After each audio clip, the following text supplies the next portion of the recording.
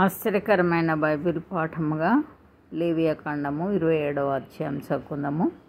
మరియు యెహోవా మోషేకు ఇలాగు సెలవిచ్చెను, నీవు ఇశ్రాయేలీలతో ఇట్లనము, ఒకడు విశేషమైన మొక్కుబడి చేసిన ఎడ్ల నీవు నిర్ణయించిన వెల చొప్పున వారు యెహోవాకు దాని చెల్లింపవలెను.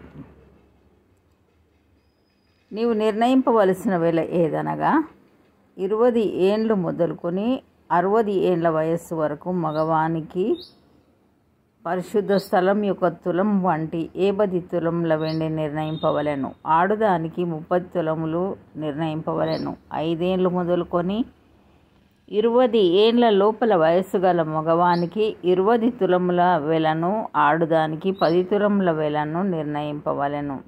1 నెల మొదలుకొని 5 ఏండ్ల లోపలి వయస్సు గల మగవానికి 5 తులముల వెండి వెలను, ఆడుదానికి 3 తులముల వెండి వెలను నిర్ణయింపవలెను. 60 ఏండ్ల ప్రాయం దాటిన మగవానికి 15 తులముల వెలను, ఆడుదానికి 10 తులముల వెలను నిర్ణయింపవలెను. ఒకడు నీవు నిర్ణయించిన వెలను చెల్లింపలేనంత బీదవాడైన ఎడల అతడు యాజకుని ఎదుట నిలువవలెను. అప్పుడు యాజకుడు అతని వెలను నిర్ణయించును. మొక్కుకొనిన వాని కలిమి చొప్పున వానికి వెలను నిర్ణయింపవలెను. యెహోవాకు అర్పణంగా అర్పించు పశువులలో ప్రతిదానిని యెహోవాకు ప్రతిష్ఠితంగా ఎంచవలెను. అట్టిదానిని మార్చకూడదు. చెడ్డదానికి ప్రతిగా మంచిదానినైనను, మంచిదానికి ప్రతిగా చెడ్డదానినైనను, ఒకదానికి ప్రతిగా వేరొక దానిని ఇయ్యకూడదు. పశువుకు పశువును మార్చిన ఎడల అదియు దానికి మారుగా ఇచ్చినదియు ప్రతిష్ఠితమగును. జనులు యెహోవాకు అర్పింపకూడని అపవిత్ర జంతువులలో ఒకదానిని తెచ్చిన ఎడల ఆ జంతువును యాజకుని ఎదుట నిలవబెట్టవలెను. అది మంచిదైతేనేమి చెడ్డదైతేనేమి యాజకుడు దాని వెలను నిర్ణయింపవలెను. యాజకుడవగు నీవు నిర్ణయించిన వెల స్థిరమగును. అయితే ఒకడు అట్టి దానిని విడిపింప గోరిన ఎడల నీవు నిర్ణయించిన వెలలో 5వ వంతు వానితో కల్పవలెను. ఒకడు తన ఇల్లు యెహోవాకు ప్రతిష్ఠితమగుటకై దానిని ప్రతిష్ఠించిన ఎడల అది మంచిదైనను చెడ్డదైనను యాజకుడు దాని వెలను నిర్ణయింపవలెను. యాజకుడు నిర్ణయించిన వెల స్థిరమగును. తన ఇల్లు ప్రతిష్ఠించిన వాడు దాన్ని విడిపింపగోరిన ఎడల అతడు నీవు నిర్ణయించిన వెలలో 5వ వంతు దానితో కలపవలెను. అప్పుడు ఆ ఇల్లు అతనిదగును. ఒకడు తన పిత్రార్జితమైన పొలములో కొంత యెహోవాకు ప్రతిష్ఠించిన ఎడల దాని చల్లబడు విత్తనముల కొల చొప్పున దాని వెలను నిర్ణయింపవలెను. 19 యవల విత్తనములు 10 తులముల వెండి వెలగలది. అతడు సునాద సంవత్సరం మొదలుకొని తన పొలమును ప్రతిష్ఠించిన ఎడల నీవు నిర్ణయించు వెల స్థిరము. సునాద సంవత్సరమైన తర్వాత ఒకడు తన పొలమును ప్రతిష్ఠించిన ఎడల యాజకుడు మిగిలిన సంవత్సరంల లెక్క చొప్పున అనగా మరుసటి సునాద సంవత్సరం వరకు వానికి వెలను నిర్ణయింపవలెను. నీవు నిర్ణయించిన వెలలో దాని వారడి తగ్గింపవలెను.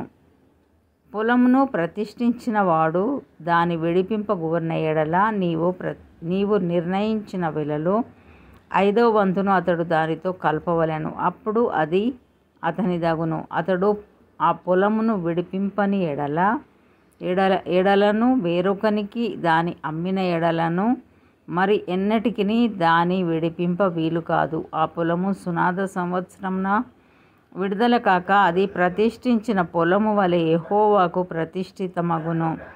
ఆ స్వాస్థ్యము యాజకునిదగును. ఒకడు తాను కొనిన పొలమును అనగా తన స్వాస్థ్యంలో చేరని దానిని యెహోవాకు ప్రతిష్ఠించిన ఎడల యాజకుడు సునాద సంవత్సరం వరకు నిర్ణయించిన వెల చొప్పున అతనికి నియమింపవలెను. ఆ దినమందే నీవు నిర్ణయించిన వెల మేర చొప్పున యెహోవాకు ప్రతిష్ఠితంగా దాని చెల్లింపవలెను. సునాద సంవత్సరంన ఆ భూమి ఎవని పిత్రార్జితమైనదో వానికి అనగా ఆ పొలమును అమ్మిన వానికి అది తిరిగి రావలెను. నీ వెలలన్నీయు పరిశుద్ధ స్థలం యొక్క వెల చొప్పున నిర్ణయింపవలెను. 1 తులము 20 చిన్నములు. అయితే జంతువులలో తొలిపిల్ల యెహోవాది గనక ఎవడునూ దాన్ని ప్రతిష్ఠింపకూడదు. అది ఎద్దైననేమి గొర్రెమేకల మందలోనిదైననేమి యెహోవా దగును. అది అపవిత్ర జంతువైన ఎడల వాడు నీవు నిర్ణయించు వెలలో 5వ వంతు దానితో కలిపి దాన్ని విడిపింపవచ్చును. దాన్ని విడిపింపని ఎడల నీవు నిర్ణయించిన వెలకు దాన్ని అమ్మవలెను.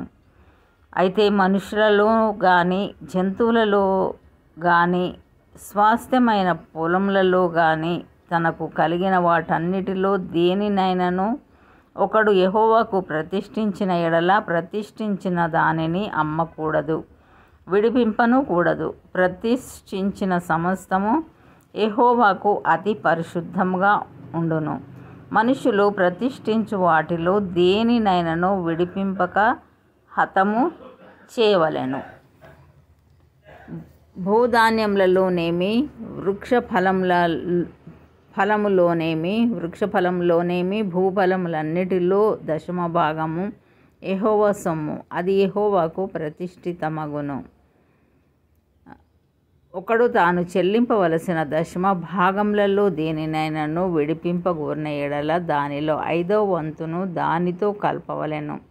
గోవులలోనే గాని గొర్రెమేకలలోనే గాని కోల క్రింద నడుచునన్నిటిలో 10వ భాగము ప్రతిష్ఠితమగును. అది మంచిదో చెడ్డదో పరిశోధింపకూడదు, దాన్ని మార్చకూడదు. దాని మార్చిన ఎడల అదియు దానికి మారుగా నిచ్చినదియు ప్రతిష్ఠితములగును. అట్టి దాన్ని విడిపింపకూడదని చెప్పుము. ఇవి యెహోవా సీనాయి కొండ మీద ఇశ్రాయేలీల కొరకు మోషేకు ఇచ్చిన ఆజ్ఞలు. ఇంతటితో ఈ దినం కొరకైన బైబిల్ పాఠము సరి.